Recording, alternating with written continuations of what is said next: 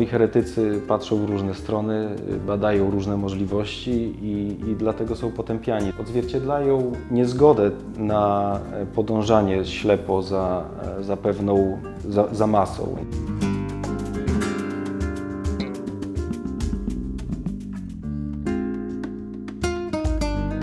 Ich jest trzech, ale tak naprawdę to jest jedna postać, z jednej formy wyjęta.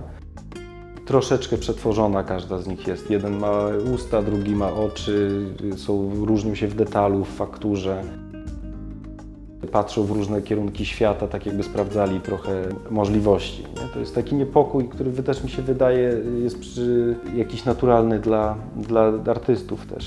Rzeźby spoczywają na konstrukcji drewnianej, która z kolei stoi na rodzaju szafotu, takiej skrzynce drewnianej, która jest przygotowane to wszystko jakby do spalenia. Heretyk się trochę pojawił jako konsekwencja tej technologii, którą opracowałem podczas pracy nad swoją rzeźbą dyplomową.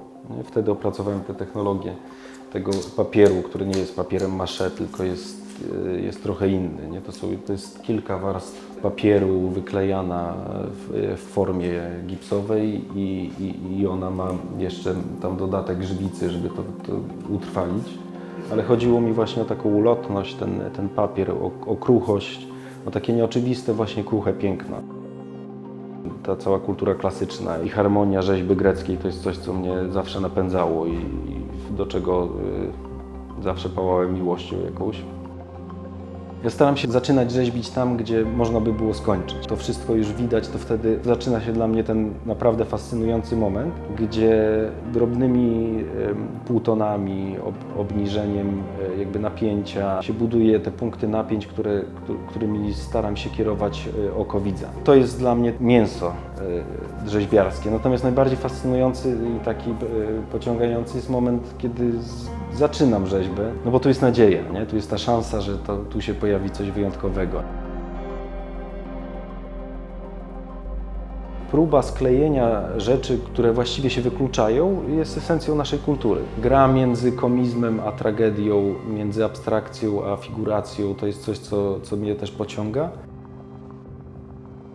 Wziąłem udział w konkursie w Hiszpanii, takim międzynarodowym, na rzeźbę i to był jeden z powodów, dla którego jury się pokłóciło. Część jury chciała mi przyznać pierwszą nagrodę, a druga część mówiła, że ale jak to pierwszą nagrodę dla czegoś tak ulotnego, takiego podłego materiału właśnie. Ta moja praca zrobiła trochę zamieszania. No i od tej pory zaczęła się moja współpraca z tym muzeum w Barcelonie. Później przy tym muzeum powstała szkoła, na której też wykładam, którą założył mój przyjaciel. Jordi Díaz-Alama jest fantastycznym malarzem i właśnie założycielem Barcelona Academy of Art.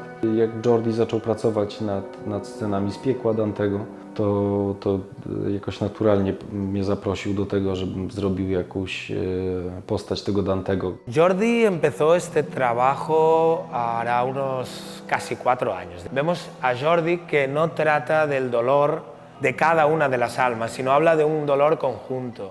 En cambio, Grzegorz, aunque todo está interconectado, ha querido tratar más la idea del creador, la idea del Dante que se enfrenta a su propio infierno. Entonces son dos ideas conectadas, pero cada uno trata este tema de manera independiente.